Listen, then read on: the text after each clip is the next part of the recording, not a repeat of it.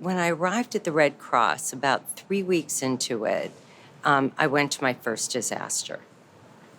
And it was in Sichuan Valley in China. There was a horrific earthquake there. I remember that. And about 300,000 people died. Yeah. And so we went to the area where it was the epicenter of the earthquake. And a 7-year-old child, through an interpreter, told us about what happened that day. And she was one of 15 kids that were outside of her school painting watercolors for art class. And we came to realize that behind her was a pile of rubble. 200 kids were buried alive. And I will never forget that moment. It transformed me. I thought, this isn't material logistics. This isn't managing a budget. This isn't trying to eliminate debt or an operating margin deficit. This is about helping people in their darkest hours. And I came back from that, and it just changed my whole frame and what I thought about being there. One of the lessons I've learned in martial arts is that standing still is asking to be hit. If you stand still in business, your competition is going to catch up. I start each morning practicing martial arts because it brings me balance and focus. And I want to know how others stay motivated as well. So join me for conversations on business, innovation, and entrepreneurship. I'm Dan Schulman. Welcome to Never Stand Still. Hi, everybody. I'm Dan Schulman, President and CEO of PayPal, and welcome to another episode of Never Stand Still.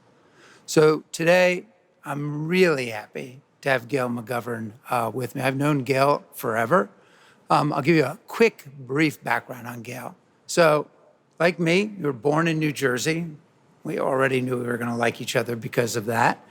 Then she got her BA from Johns Hopkins in mathematics, quantitative sciences, her MBA from Columbia, and then she went to join AT&T as a programmer. And that was way before programming was cool, and everybody started doing it. And she rose through the ranks at AT&T to become president of the consumer division that had something like 40,000 people in it, $26 billion P&L.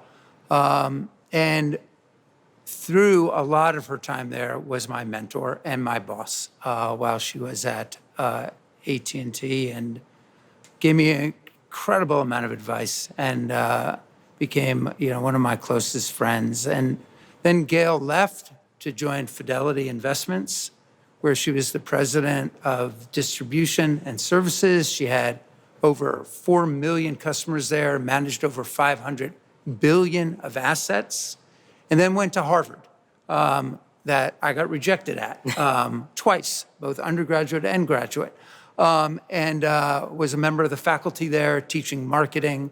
And then in 2008, became the president of the American Red Cross. And that was an interesting time, too, because the Red Cross had been beset by a number of CEO changes. I think there might have been 6 CEOs in the previous 7 years. 8 in 5 years. 8 in 5 years. Wow, that's unbelievable, actually. And she came into that. The Red Cross was facing something like a $200 million deficit, significant debt.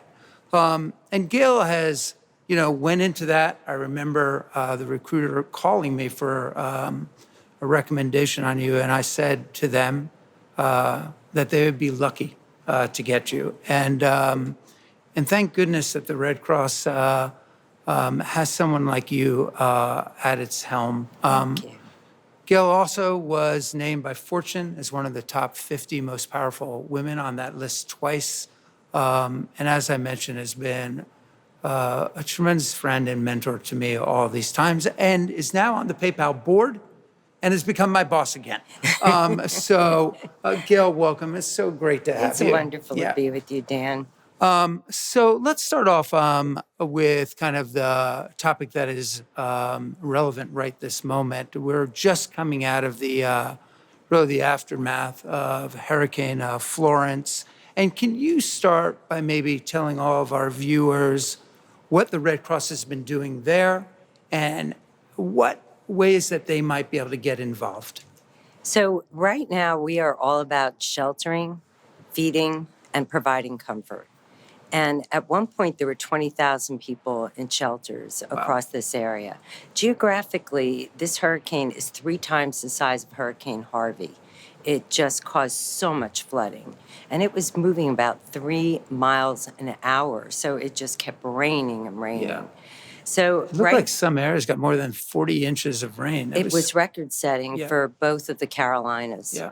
And it's not over yet because a lot of these rivers are cresting Yeah. and causing additional flooding. But right now, the Red Cross is still in shelters helping people who have basically lost everything. And we're not only sheltering them, but we're feeding them and we're doing mental health counseling. We have a group of volunteer nurses, group of mental health counselors that work with these families to help them get back on their feet. And as they're going back to their homes, they're finding some of their homes in very severe damages. So we're giving out things like pails and mops and bleach, things they can use to muck out their homes. Yeah. And we have emergency response vehicles. We're fanning out all around the communities, giving people hot meals while they deal with the damage in their homes. Yeah. It's really heartbreaking. I mean, it must be, but you go through this all the time. I'm sure we'll talk a little bit about that. How can our viewers help right now? So, first of all, we always can use volunteers, and our volunteers are amazing. We have 50,000 volunteers who are prepared to respond to a disaster. They leave their families, they leave their friends, they work 3 weeks, 7 days a week, 12-hour shifts. Clearly not for everyone, but nevertheless, these are humanitarians and they see a need and they just have to jump in. Yeah. But if you want to volunteer for the Red Cross, you can do it for a day. We respond to 64,000 disasters every year. Wow. That's 1 every 8 minutes. Wow. So Wow. we're here in Manhattan. Yeah. Between now and 24 hours from now, there'll probably be 8 to 10 home fires. And, they're caused by cooking accidents, can happen to anyone. Yeah. And for each one, we dispatch a volunteer to give hugs, to get people in hotels, to make sure they're I didn't safe. realize that. Yeah, most people don't. Yeah. They think of us for large disasters. Right. And if you don't have time, you can donate blood. That's a quick thing to do. It's life-saving. We provide 40% of the nation's blood supply. And if you can't give time or blood, we always can use financial assistance. And any gift, regardless of its size, is really deeply appreciated. Yeah, that's great. And for all of our viewers, there's a donate button that you can see on your screen. And that's a great way of helping all of the people and communities that have been so affected by these disasters and helping the Red Cross. And thank you so do much that. for doing that. Yeah, of course. We will take good care of those donations and make sure they help people in need. That's great. And you mentioned, Gail, which I hadn't realized, that every 8 minutes or so, there's some disaster striking. Last year, there seemed to be so many hurricanes and fires and different events, shootings, different things that happened that the Red Cross responded to. Can you maybe tell our viewers the depth of different services that you offer? Sure. We talked about disasters. Yep. They were all about sheltering, feeding, providing comfort. We provide financial assistance. We'll convene all the other relief agencies to make sure that if there's a need that we can't meet, that others can fill in that gap. So that's one set of services. We train people in first aid, CPR, swimming, babysitting, lifeguarding. And it's important for people to get trained because 27% of us are going to happen upon someone who is in cardiac arrest or some kind of distress. It's an amazing statistic. It's incredible. Wow. Yeah. And you just don't want to be a helpless bystander. So we do a lot of training.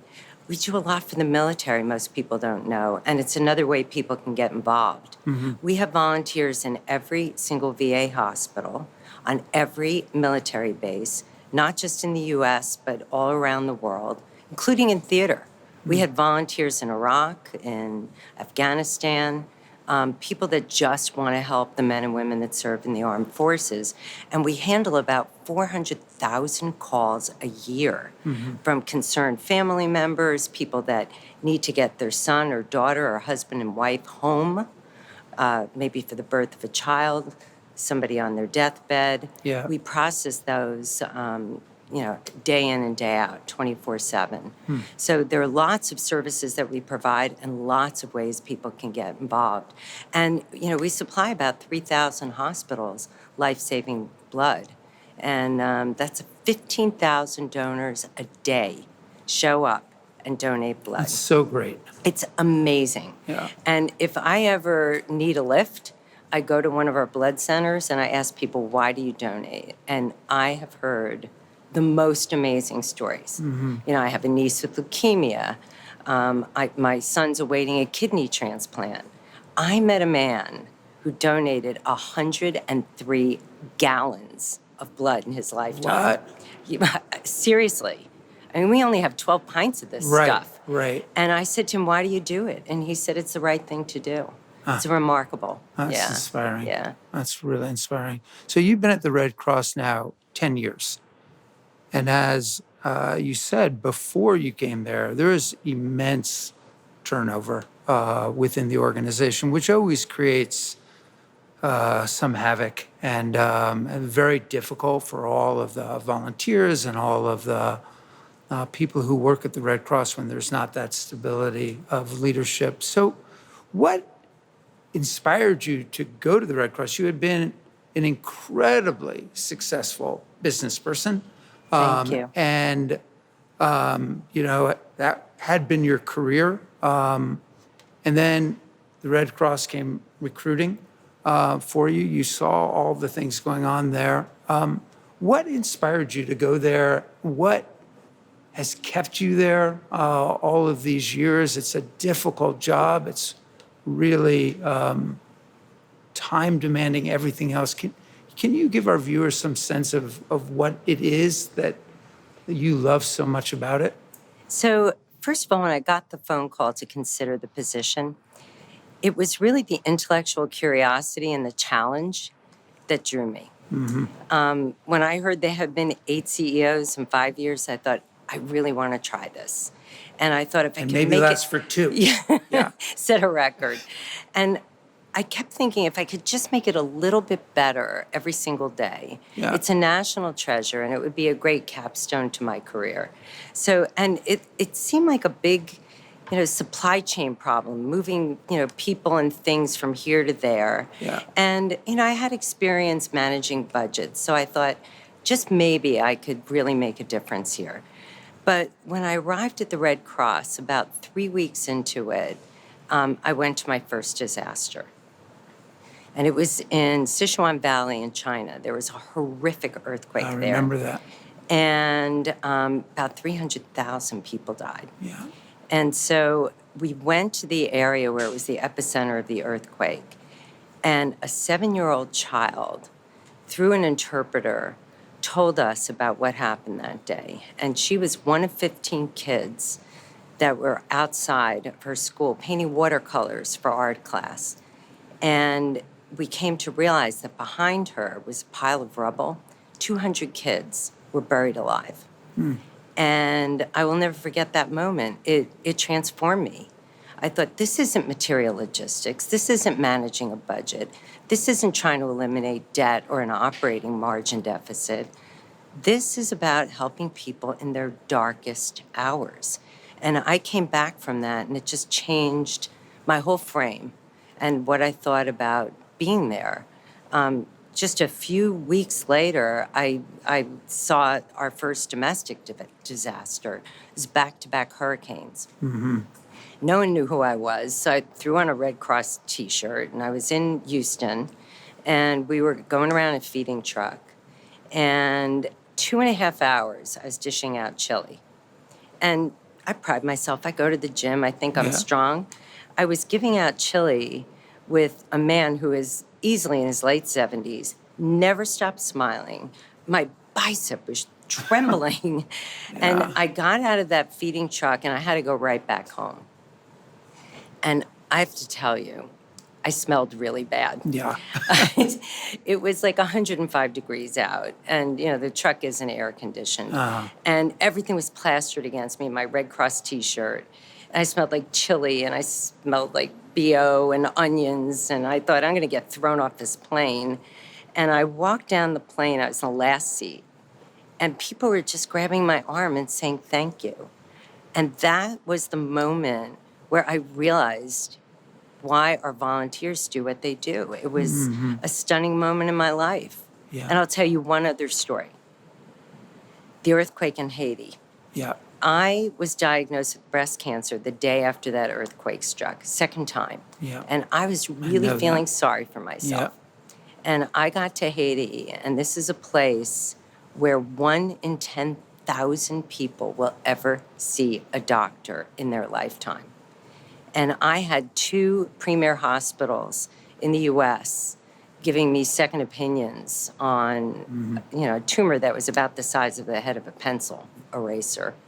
And I came home and I told Don, my husband, Yeah. who you know very well, Yeah. I said, if I complain about this again, I want you to call me on it, because we are so fortunate. And that's the other thing that the American Red Cross has taught me. You look in the eyes of people who have lost everything, and they're still so resilient. Yeah. You get a little emotional in front of them, you get a little weepy, and they're comforting you. Right. They're saying, I'm going to be okay. Yeah. It's an amazing thing. So Yeah. I'm sure you can tell I'm a little bit addicted to it, and it's transformed me. I mean, people say, wow, you transformed the Red Cross. I always say no. The Red First of all, Cross has transformed you. Yeah. It transformed me. Yeah. So, Yeah. It's inspiring. I mean, the human spirit and that ability to keep going on, it's so amazing in It the face is. of what people It is. go through. and I have to tell you, I live in D.C., so people always say to me, oh, you live in D.C. Right. It's so divisive. Everybody's arguing. It must be awful. And I always say the same thing, not my country. Yeah. I see the generosity of the American public who step up every time they see a need. I see people who have lost everything that are so resilient, and it's in our country. I don't see it in other places. Yeah. They are determined to build their lives back again. It's inspiring. It is. I mean, that's a great message for these days, because you're right. It does seem so divisive. It does seem more difficult than Yeah. ever. But those are stories that I think aren't red or blue stories. Those are red, white, and blue stories. So that's beautiful, actually. Yeah, really beautiful. So you have gone from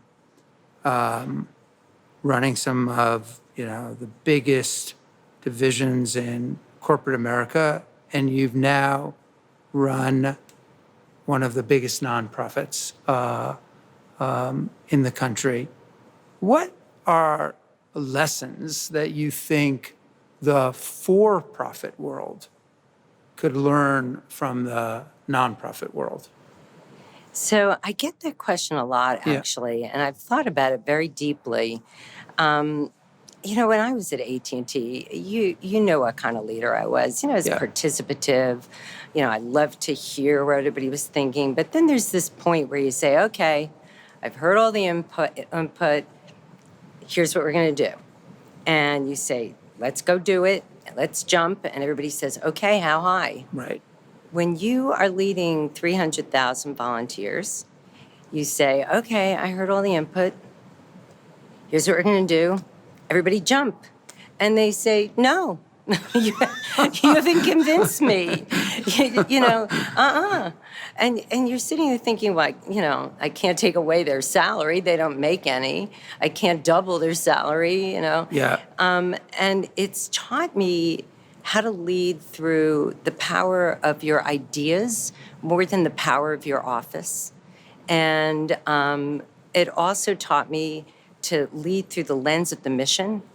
My volunteers don't want to hear, we have an operating deficit, we've got, got to work on the balance sheet.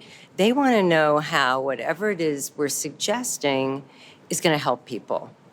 And I kind of describe it as leading from the heart as well as through your head. It's something you do very naturally, Dan. I see you do it a lot. Yeah. But if I could get in a time machine, I think of some of the things I said at AT&T when everybody would get all wound up. I would say, people, calm down. We're not saving lives here. Yeah. It's just telephone service. Yeah. And then, I go to Fidelity. People, calm down here. We're managing money. We're not saving lives here. Yeah. I couldn't use that trick at the Red Cross. No, 'cause you I couldn't are, say yeah. it. And it suddenly struck me while I was at the Red Cross that everyone wants to be part of a higher purpose. Your customer championship. It's so inspiring. And if I could get in a time machine, I would say, people, this is really important. We are connecting people to the people that they love. Yeah. When I was at AT&T, or Yeah. data Yeah. that they need, or at Fidelity, we're making financial dreams come true. At the risk of sounding cheesy, everyone wants to be part of something bigger than themselves. Yep. And that's what I learned in the nonprofit world. Yeah. I would love to add to that, but I could not say anything more than that. People flock to a mission. They do. And if you feel it authentically, That's the as key. you do, then they believe. And Right. if they feel like they can make a difference, that's where they want to be. And I also agree completely that I think the best leaders don't lead by dint of their position, but because of the respect that the organization Yes. has, and the ideas that come from that person. So I couldn't agree more. I think it's a great lesson for everybody, even like not just leaders in big business, but just as we go through our lives. I think that's a really humbling lesson, great one. So I'm going to ask you this question because I ask it on all of the different episodes, but you've had so many times in your life and in your career where you've been, and just personal health, all of it, where you've been knocked for a loop, and probably way more than anyone who doesn't know you realizes. How have you managed to get up every time to to come to work every day? It hasn't always been easy at the Red Cross either. So maybe there's some times you can tell the audience about, or just like generalize sort of like that whole thing about how you recover from all the difficulties that you've faced. So I tend to be a card-carrying member of the Happy Club. Yeah.